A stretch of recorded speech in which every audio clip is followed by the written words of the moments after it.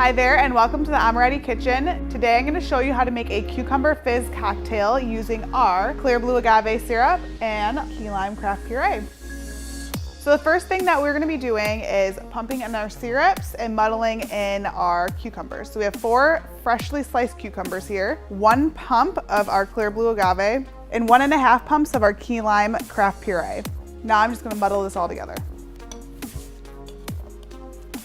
Now we'll add our rum here. This is 1.5 ounces,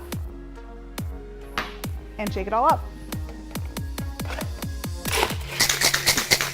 Now we're just going to strain this mixture into our glass here.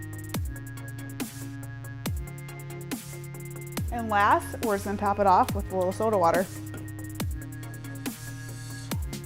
And there you have it, a cucumber fizz. Thank you so much for watching. I really hope you enjoyed this quick and easy cocktail recipe. If you make it at home, be sure to tag us on social media at Amoretti. Also, to stay up to date with all of our giveaways, our new items, our promos, be sure to subscribe to our channel below and also our newsletter. We'll see you next time.